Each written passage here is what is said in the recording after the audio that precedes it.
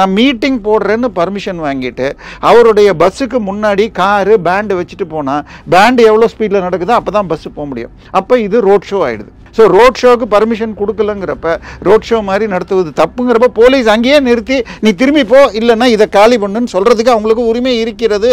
அதையெல்லாம் அன்றைக்கி ஸ்டெப் எடுக்காமல் இப்படி ஒரு மிக துயரமான சம்பவம் நடந்த பிறகு ஆஃப்டர் தாட்டில் இதெல்லாம் சொல்கிறது.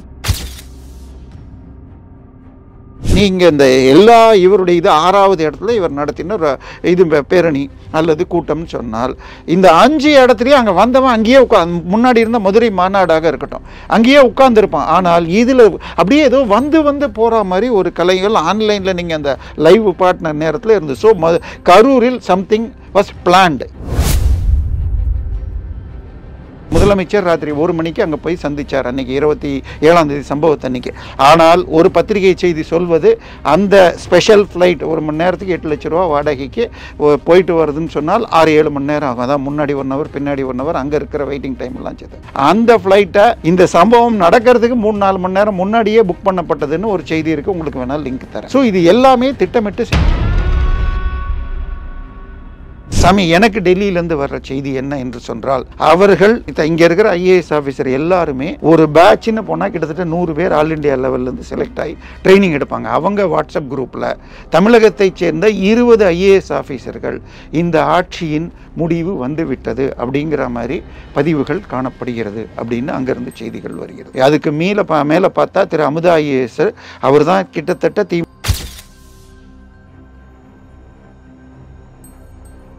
பிரச்சனை என்னன்னா போலீஸ் இந்த விஷயங்களில் இதுவரை சரியாக செயல்படல. நேற்றைக்கு திரு EPS மீட்டிங்கில் 10 பேருக்கு ஒரு போலீஸ் இருந்தது. நான் 160 மீட்டிங் போட்டேன், இது வரைக்கும் இல்லாதபடிக்கு இன்றைக்கி தான் போலீஸ் வந்திருக்கு என்று சுட்டி காட்டியுள்ளார். எனவே ஏன்னா மீட்டிங் நடத்துகிறவங்க எப்படி நடத்தணும்னு பார்த்தா மதுரையில் திரு விஜய் மாநாட்டில் ஒரு 3 லட்சம் பேர் கலந்துக்கிட்டாங்க. ஆனால் மாநாட்டில் 5 லட்சம் பேரும் முன்னாள் 3 நாட்டில் இன்னொரு 5 லட்சம் பேரும் மதுரை முருகர் மாநாட்டுக்கு வந்தாங்க. போலீஸ் இல்லாமல் தொண்டர்களே அங்கே எப்படி பார்த்துக்கிட்டாங்க. அந்த மாதிரி தொண்டர்படை இல்லாதவர்கள் நடத்தக்கூடாது. 11:30 மணிக்கு வரேன்னு போட்டுட்டு 7 மணிக்கு வந்ததும் தப்பு. 3லேருந்து 10ன்னு பர்மிஷன் கொடுத்ததும் கேட்டு 2 மணி நேரம் தான் கொடுப்போம். அவருக்கு பேசுறதுக்கு 10 நிமிஷம் தான் கொடுக்காரு. அடுத்தது பார்த்தீங்கன்னா கரூர் நீதிமன்றத்தில் அவர் வர வழியிலேயே பஸ் மேலே ஏறி நின்று கையை காட்டியிருந்தால் பாதி பேர் கூட்டம் சேர்ந்துருக்க மாட்டாங்க. அவருக்கு போட்ட 12 கண்டிஷன் தான் வெளியில் வரக்கூடாது, பஸ் மேலே ஏறக்கூடாதுன்னு சொல்லியிருக்காங்க. போலீஸுக்கு தெளிவு இல்லை, நீதிமன்றத்துக்கு தெளிவு இல்லை. இப்படி ஒரு சம்பவம் நடந்து விட்டது. ஆனால் தடுக்க வேண்டிய இடத்துல பண்ணாமல் இப்போ அதை விஜய் பேரில் திருப்பறத்துக்கு ஆளுங்கட்சி செய்யும்.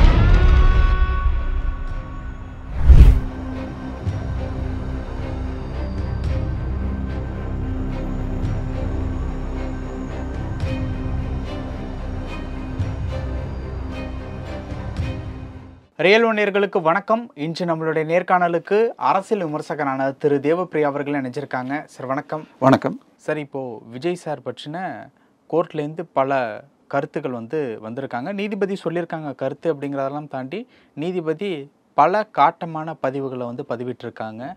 அரசு தரப்பில் இந்த கேஸை CBIக்கு கொடுக்கணும் அப்படிங்கிறத மறுத்திருக்காங்க. பல காரசாரமான நிகழ்வுகள் நடந்திருக்கு. எப்படி பார்க்குறீங்க செந்தில்குமார் அவர்களுடைய இந்த காட்டமான பதிவுகளை? இல்லை, ரெண்டு இடத்துல இது நடந்திருக்கு. ஒன்று சென்னை ஹைகோர்ட்டில் நீங்கள் சொன்ன மாதிரி ஜஸ்டிஸ் செந்தில்குமார் கீழே ஒன்று, இன்னொன்று மதுரையிலையும் நடந்திருக்கு. மதுரையில் பெஞ்சு கீழே நடந்திருக்கு. பெஞ்சுனா 2 பேர், நார்மலாக ஒருவரோட 2 பேர் இருக்கும். அப்படி ரெண்டும் கிளப்பாக இருப்ப கவர்மெண்ட் சார்பில் ஏதாவது ஒரு இடத்துல நடத்தியிருக்கணும். மதுரையில் வந்ததை இங்கே போட்டிருக்கணும், இல்லை பண்ணியிருக்கணும். பட் இது ஏற்கனவே வேறொரு வழக்கிலையும் இதே நிலைமை வந்தது. ஸோ இப்போ நீங்கள் சொன்ன இதில் இவர் கடைசியாக கொடுத்துருக்க என்னன்னு சொன்னால் CBIக்கு அனுப்ப வேண்டாம், அதற்கு பதிலாக ஒரு SIT போட்டு அஸ்ரா கர்க் என்ற மூத்த IPS அதிகாரியை போட்டிருக்கார். அவர் இன்று வரை எந்த ஒரு இதுலேயும் இல்லாமல் ஒரு நேர்மையான அதிகாரி எனப்படுகிறார். அதனால இறுதி முடிவு சரிதான். ஏன்னா CBIக்கு அனுப்பலாம்ங்கிறது நிச்சயமாக என்னை பொறுத்த வரைக்கும் அனுப்பணும் தான். ஆனால் நீங்கள் அனுப்புனீங்கன்னா இவங்க என்ன பண்ணுவாங்க, திருப்பி மேலே போய் அப்பீல் பண்ணுவாங்க. அண்ணா நகரில் ஒரு குழந்தை 7 வயசு 10 வயசு குழந்தைய பக்கத்து வீட்டுக்காரன் யாரோ இது இப்போ 1 வாரம் தொடர்ச்சியாக எதிராக பாலியல் வன்கொடுமை செய்த வழக்கில் போய் ஒரு நாளைக்கு 25 லட்ச ரூபா வாங்குற வக்கீல 3 அப்பீலில் போய் 7 போலீஸ்காரங்க பேரை கொடுத்தா அதுலேருந்து 3 பேரை சுப்ரீம் கோர்ட்டே தேர்ந்தெடுத்து போடுற மாதிரி கிட்டத்தட்ட 1 கோடி ரூபாய் செலவு பண்ணி சிபிஐயை தடுத்தாங்க. ஸோ இதை காரணம் காட்டி தான் அண்ணா பல்கலைக்கழகத்திலையும் சிபிஐ போனால் திருப்பி இது அப்பீல் ஆகும், நானே ஒரு அதே எஸ்ஐடி பண்ணட்டும் அப்படின்னு கொடுத்தாங்கல்ல, அதில் இருக்கிற ஆட்களை தேர்ந்தெடுத்து. ஸோ அதனால இதை தீர்மானித்து இவர் கொடுத்த அல்டிமேட் தீர்ப்பில் எனக்கு பெரிய மாறுபாடு இல்லை. ஆனால் அவர் பேசியதாக வர்ற விஷயங்கள் 2 ப்ராப்ளம். ஒன்று, இன்னைக்கு ஆன்லைனில் எல்லாரும் போய் பார்க்கலாம், மீடியா நடந்தால் அதை உடனே கவரேஜும் சோஷியல் மீடியாவில் செய்யறதும் நடக்கிறது. இதை தாண்டி தமிழக ஊடகங்கள் எப்படி இயங்குகிறதுனா, இன்றைக்கி தமிழ் ஹிந்து பத்திரிகை காலையில் நான் புரட்டுனா முதல்ல மேலே ஏன் விஜயை மீது வழக்கு போடவில்லைன்னு சொல்லியிருக்காங்க. இதெல்லாம் அப்சர்வேஷன்ஸ்.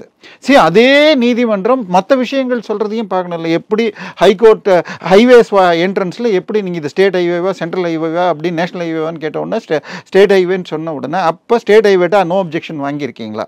அடுத்தது 3லேருந்து 10 மணிக்கு டைம் வாங்கியிருக்காங்க, அவங்க 11ன்னு போட்டாங்க. ஐ மீன் விஜய் தரப்புல இருந்துங்கிறது தப்பில்லை. பட் அது மாதிரி ஹைவேல 11 மணிலேருந்து கூடுனீங்கன்னா டிராஃபிக் எப்படி பிளாக் ஆகும்ல? ஊரில் வெளியில் போகிறது, ஆம்புலன்ஸ் மற்ற டைத்தில் விடுங்க, கூட்டத்தப்போ வந்த.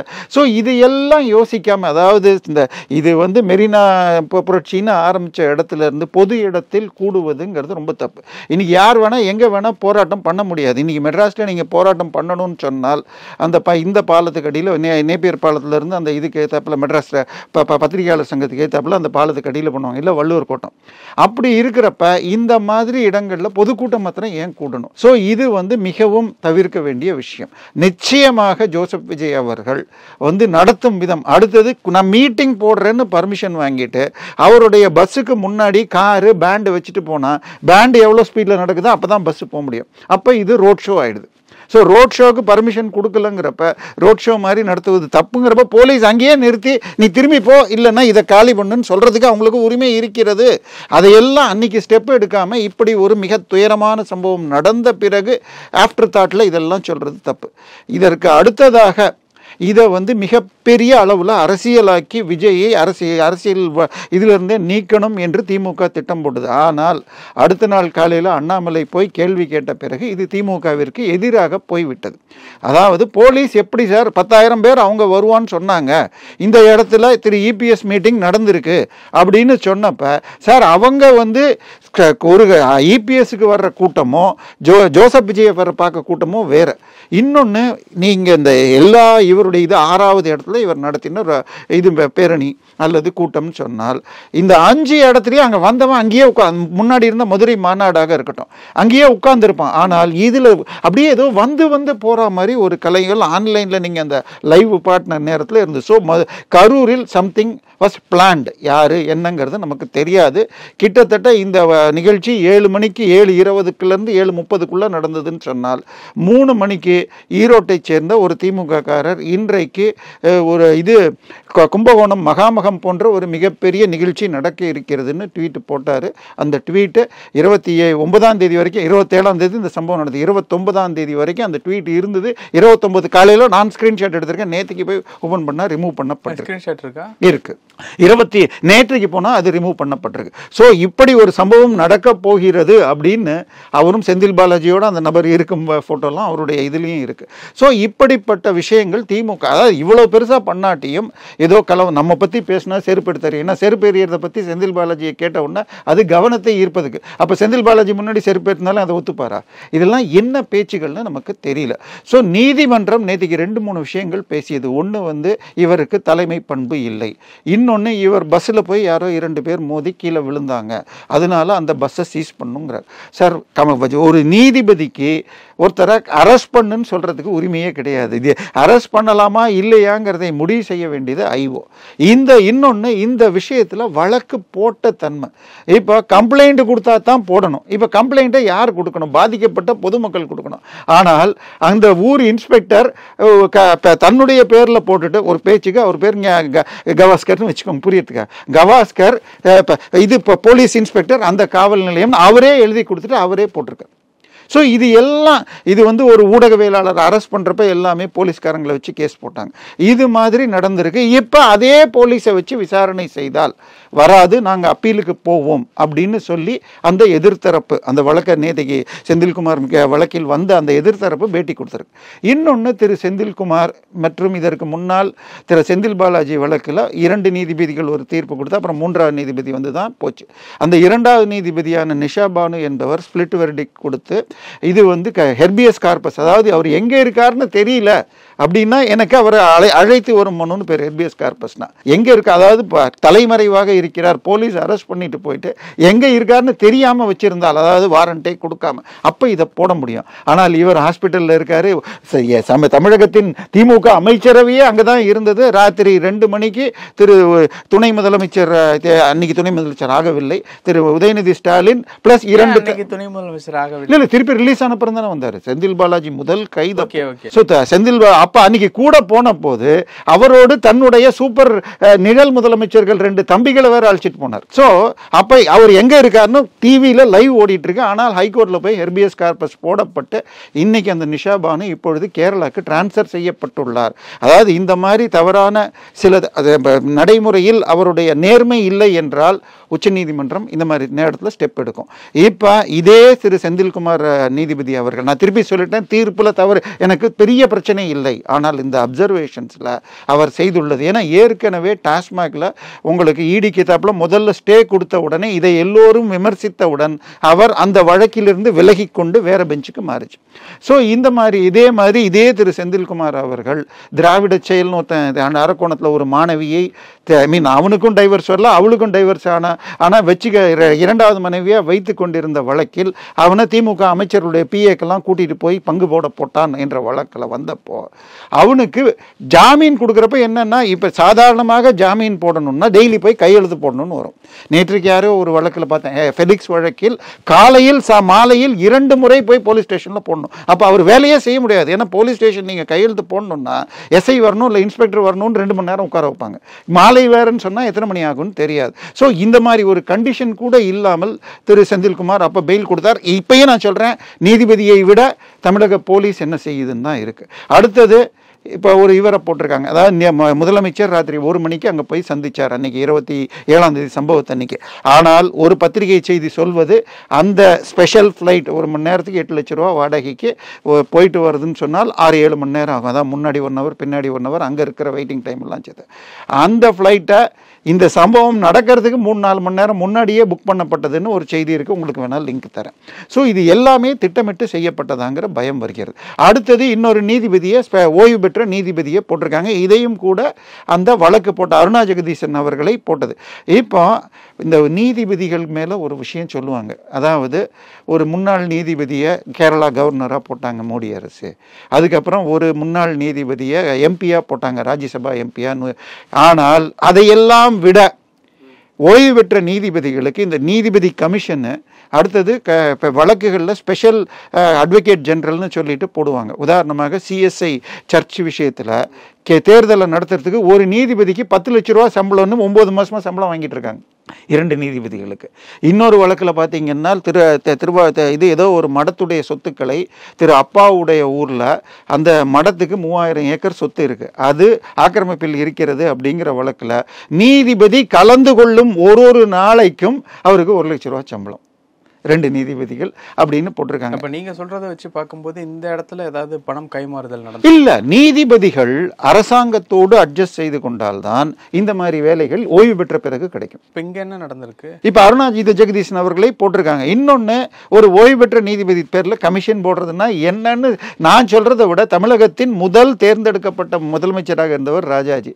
ஒரு விஷயத்தை போடணும்னா கமிட்டி போடு, கமிஷனை போடு அப்படிங்கிற மாதிரி தான். ஸோ இப்போ ஏற்கனவே திரு அருணா ஜெகதீசன் அவர்கள் வேறொரு விஷயத்தில் தமிழகத்தின் நீதியின் இதில் இருக்கார், அதாவது குண்டர் சட்டத்துக்கு கீழே போட்டவங்களுக்கு அதை அப்ரூவ் பண்ணுறதுக்கு உள்ள கமிட்டியில் அவர் மெம்பராக இருக்கார். ஸோ இந்த ஆட்சிக்கு சாதகமான இடத்துல இருக்கார். ஸோ போலீஸ் இன்ஸ்பெக்டரே கேஸ் போட்டு திருப்பி தமிழக போலீஸே விசாரிக்க போகுது. ஏற்கனவே தமிழக அரசின் ஒரு விஷயத்தில் ஆலோசகராக ஓய்வூதியத்தை தாண்டி சம்பளம் பெறுபவர் அருணா ஜெகதீசன். அப்படி இருக்கிறப்ப அவர் பேரில் கமிஷன், அடுத்தது ஒரு கமிஷன் போட்டால் என்னத்தை விசாரிக்க போகிறாங்க அப்படிங்கிறத இது போட்டு சட்ட அறிக்கை போட்டு அது இதுலேயும் கெசட்லேயும் வரணும். இதில் இந்த முறை கெசட்டில் எதுவுமே வரவில்லை. கரூர் ஸ்டாம்பேடை பற்றி விசாரிப்பார். அதாவது அவருடைய வேலை பர்மிஷன் கொடுத்ததுலேருந்து ஆரம்பிக்கணுமா, வெறும் இந்த ஸ்டாம்பேடு மாத்திரமா, இல்லை அதில் உள்ள வந்த ஆம்புலன்ஸோ இல்லை வெளியிலேருந்து வேறு நபர்கள் இதெல்லாம் பார்க்க போகிறாங்களான்னு தெரியாது. ஏன்னா இன்னொன்று, இந்த கமிஷன் கொடுக்கும் அறிக்கையில் என்ன நடவடிக்கை எடுப்பாங்கன்னு தெரியாது. ஏன்னா இதே அருணா ஜெகதீசன் இதில் ஸ்டெர்லைட்டில் கொடுத்த தீர்ப்பில் கொடுக்கப்பட்ட போலீஸ் எந்த போலீஸ் மேலே ஆக்ஷன் எடுக்கணும்னு சொன்னாங்களோ அவர் டிஜிபி ஆகி போன மாதம் தான் ரிட்டையர் ஆனார். அடுத்தது நீதிபதிகள் மாத்திரம் இல்லை, இப்போ முக்கியமான அரசியல் போலீஸ் மற்றும் ஐஏஎஸ் ஆஃபீஸர் இவங்களுக்கும் ரிட்டையர் ஆனால் வேறு போஸ்ட்லாம் கொடுக்குறாங்க. இப்போ சமீபத்தில் டிஜிபியாக ரிட்டையர் ஆனவரை தீயணைப்பு கமிஷன் தலைவராக போட்டிருக்காங்க. இதற்கு முன்னாள் டிஜிபியாக இருந்தவரை சர்வீஸ் கமிஷனுக்கு போடலான்னு பார்த்தாங்க, அது நீதிமன்றம் ஏற்றுக்கொள்ளவில்லை. எனவே தமிழக அரசு போலீஸ் உயரதிகாரிகள் மற்றும் நீதிபதிகளை தங்களுக்கு சாதகமாக இருந்தால் மட்டுமே ஃப்யூச்சரில் வேலை கிடைக்கும். நீங்கள் ரிட்டையர் ஆகி போனீங்கன்னா உங்களுக்கு சம்பளம் பாதிக்கு கீழே போயிடும். நீங்கள் இன்றைக்கி ஒரு 2 லட்ச ரூபா சம்பளம் வாங்கினீங்கன்னா 75,000 ரூபா தான் வரும். ஸோ அவருக்கு வேறு வேலை வந்தால் யூஸ்ஃபுல்லாக இருக்குங்கிறது எல்லாருக்குமே யூஸ் ஆகும். இதை தாண்டி இந்த ஆட்சியை நடத்துவது முதலமைச்சரா அல்லது அமைச்சரவையா அல்லது சில ஐஏஎஸ் அதிகாரிகளான்னு சொல்லிட்டு வைரமுத்து போட்ட வழக்கில் உயர் நீதிமன்றமே சொன்னது. இப்போ இந்த சம்பவத்துக்கு பிறகு இல்லை, முன்னாடி இது இப்படி இருக்கிறப்ப எனக்கு டெல்லியிலேருந்து வர்ற செய்தி என்ன என்று சொன்னால், அவர்கள் இங்கே இருக்கிற ஐஏஎஸ் ஆஃபீஸர் எல்லாருமே ஒரு பேட்ச்னு போனால் கிட்டத்தட்ட 100 பேர் ஆல் இண்டியா லெவல்லேருந்து செலக்ட் ஆகி ட்ரைனிங் எடுப்பாங்க. அவங்க வாட்ஸ்அப் குரூப்பில் தமிழகத்தைச் சேர்ந்த 20 ஐஏஎஸ் ஆஃபீஸர்கள் இந்த ஆட்சியின் முடிவு வந்துவிட்டது அப்படிங்கிற மாதிரி பதிவுகள் காணப்படுகிறது அப்படின்னு அங்கேருந்து செய்திகள் வருகிறது. அதுக்கு மேலே பார்த்தா திரு அமுதா ஐஏஎஸ் அவர் தான் கிட்டத்தட்ட அடுத்தது அன்றைக்கி 1 மணிக்கு திரு ஸ்டாலினை கேட்டப்ப ஏற்கனவே நாங்கள் ஓய்வு பெற்ற நீதிபதி தலைமையில் கமிஷன் போட்டோம். ஆனால் அதுக்கப்புறம் எதுக்கு போலீஸ் பேட்டி கொடுக்குறாங்க, அதுக்கப்புறம் உயர் அதிகாரிகள் ஐஏஎஸ் அதிகாரிகள் ஏன் பேட்டி கொடுக்குறாங்க, செந்தில் பாலாஜி 1 மணி நேரத்துக்கு பேட்டி கொடுக்குறார். இது எல்லாமே கிட்டத்தட்ட திமுக நிலை கழண்டு விட்டது. அப்படி இதெல்லாம் தாண்டி 270 பேர் கொண்ட கலை இலக்கிய குழுன்னு சொல்லி அவங்க கையெழுத்து போட்டு கொடுத்துருக்காங்க. அதில் முதல் கையெழுத்து யாருன்னு ஓய்வு பெற்ற நீதிபதி சந்துரு அவர்கள். இப்போ சந்துரு அவர்கள் நேர்மையானவரான்னு பார்த்தீங்கன்னா ஒரு 2 விளக்கம் கொடுத்துறேன். அதாவது இந்த இப்போ சொன்ன நான் உங்களுக்கு நீதிபதி நிஷா பானு டிரான்ஸ்ஃபர் பண்ணிட்டாங்க. தமிழகத்தைச் சேர்ந்த 2 உயர் நீதிமன்ற தலைமை நீதிபதிகள் இதற்கு முன்னால் டிரான்ஸ்ஃபர் செய்யப்பட்டாங்க. முதல் தலைமை நீதிபதியாக டிரான்ஸ்ஃபர் மேகாலயாவுக்கு இல்லை, இதுக்கு முன்னாடி பல பேர் பண்ணியிருக்காங்க. மேகாலயாவுக்கு சமீபத்தில் 2 பேர் பண்ணாங்க. முதலில் பண்ணப்பட்டவர் தஹீல் ரஹம்னின்னு ஒரு பெண்மணி. அவரை மாற்றிய பொழுது பலர் இது பனிஷ்மெண்ட் ஜாப்னு அப்போ ஹிந்து பத்திரிகையில் இவர் பெருசாக ஒரு கட்டுரை எழுதினார். 2 பேர் கொண்ட நீதிமன்றமாக இருந்தாலும் 10 பேர் கொண்ட நீதிமன்றமாக இருந்தாலும் 50 பேர் இருந்தாலும் அவர் தலைமை நீதிபதி தான், மேகாலயா அனுப்புனது தவறில்லை, அவர் பேர் பல குற்றச்சாட்டுகள் இருக்கிறது அப்படின்னது. இதே பிரச்சனை மீண்டும் வேறொரு நீதிபதி சஞ்சீப் பானர்ஜி யாருக்கோ வந்த பொழுது அது பனிஷ்மெண்ட்னு வேற ஒரு கட்டுரை எழுதுகிறார். அதுக்கப்புறம் இது நிர்மலா சீதாராமன் அவர்களை வருங்கால தமிழக முதலமைச்சர்லாம் சொல்றாங்க சில அவருடைய ஆதரவாளர்கள். அவரை 2023 வருங்கால பிரதமர் கேண்டிடேட் பேர்லயே அவங்க இருந்தாங்களாம். இல்ல, அது இப்போ பரப்பப்படுகிறது. பட் அவர்களுக்கு இப்பொழுது தமிழகமா இல்ல, எனக்கு வருகிற செய்தி அடுத்த 2 நாட்களுக்குள் பிஜேபி புதிய தலைவர் நியமனம் பெண்மணியாகத்தான் இருக்கும் எனப்படுகிறது. அதில் டாப் 2 பேரில் இது முன்னாள் ராஜஸ்தான் இது முதலமைச்சராக இருந்த சிந்தியா மேடம் அவர்களும் இவர்களும் தான் டாப் 2ல் இருக்காங்கன்றாங்க. இப்போ எனக்கு ஒரு கேள்வி, நேற்று வந்த தீர்ப்பு முழுக்க டிவிகேவுக்கு எதிராக இருக்கக்கூடிய மாதிரியான விஷயங்கள் தான் வந்திருக்கா? ஒரு கருத்து கூட ஆதரவா இல்லையா? இல்லை, இந்த தீர்ப்பில் அதான் சொல்லணேன், இந்த இதில் அவங்களுக்கு பெயில் கொடுக்க முடியாதுன்னு சொல்லியிருக்காங்க. ஆச்சா, அடுத்தது வழக்கு ஏன் போடலன்னு கேட்டிருக்காரு. வழக்கு போட வேண்டியது ஐஓ தான், கம்ப்ளைண்ட் கொடுத்தா தான். இப்போ 2 பேர் மோதி விழுந்தாங்கன்றாங்க. அவங்க கம்ப்ளைண்ட் கொடுத்துருக்கணும். அவங்க கம்ப்ளைண்ட் கொடுக்காதப்ப அவங்களுக்கு எந்த அடியும் இல்லை, எழுந்து போகிறாங்க. அதாவது இவர் நிறுத்துறப்ப அவங்களும் நிறுத்துறாங்க, அவங்க பிரேக் ஒர்க் பண்ணாமல் வண்டி டயரில் லேசாக மோதி இடிச்சிருக்கு. ஸோ இது ஒரு வழக்கே இல்லை. இதை காரணம் காட்டி அவர் மீது ஏன் வழக்கு போடல அல்லது ஏன் அந்த வண்டியை சீஸ் பண்ணலான்னு கேட்கலாம். இதெல்லாம் டிசிஷன் ஆஃப் தி ஐஓ தான். இது நீதிபதி கொஞ்சம் ஜாஸ்தியாக போயிருக்கார். இதை தாண்டி அந்த தலைமை பண்பு இல்லை என்று சொன்ன வார்த்தை தீர்ப்பில் இருந்தால் அதை எதிர்த்து ஜோசப் விஜய் போய் இது பண்ண. ஏன்னா ஏற்கனவே அவர் அந்த ரோல்ஸ் ராய்ஸ் கார் வழக்கில் அவர் வாழ்க்கையில் வரி கட்டுவது என்பது மக்களுக்காக செய்யும் பணிகளுக்கு தேவை, ஒரு ரியல் ஹீரோவாக அவர் அதை வரி கட்டாமல் அதை இழுத்துக்கிட்டு இந்த மாதிரி வழக்கு போடுறது ரியல் ஹீரோ என்று சொன்னதை நீக்கணும்னு போய் அதை நீக்குவதற்கு வரியை கட்டினதுக்கப்புறம் நீக்குவதற்கு நீக்குவதுக்கு போய் நீக்கிட்டாங்க அந்த தீர்ப்புலேருந்து. ஸோ அந்த மாதிரி இருந்தால் வரும். இப்போ இவங்களை அரெஸ்ட் பண்ணுவாங்களா இல்லையா? ஆனால் இன்னொன்னையும் சொல்லணும், தாவேக்காவை நம்பி இளைஞர்கள் போகிறாங்க.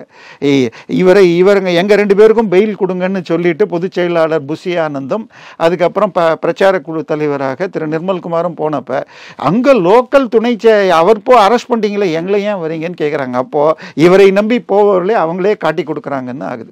அடுத்தது இன்னொருவர் இவர் நம்ம ஆதவ் அர்ஜுன் ரெட்டி, லாட்ரி மார்ட்டினுடைய மருமகன், அவர் தான் ஃபோன் பண்ணி நீங்கள் அங்கே போட்ட இடத்துல ஏற்கனவே கூட்டம் சேர்ந்து போச்சு, நீங்கள் நேரடியாக ரவுண்டானாக்கு இந்த பக்கத்தில் மீட்டிங் ஸ்பாட், இவங்க இப்படி சுற்றிட்டு போய் 1.5 மணி நேரம் இதுக்குள்ளே வேறு அந்த போகிற வழியெல்லாம் பிளாக் ஆகிடுச்சு, ஸோ 50 மீட்டருக்கு முன்னாடி பண்ணுங்கன்னு ஆதவ் அர்ஜுனாவுடன் போலீஸ் கேட்டுக்கொண்ட பொழுது அவர் இல்லை அங்கே தான் போவேன்னு போனார் என்று சொல்லப்படுகிறது.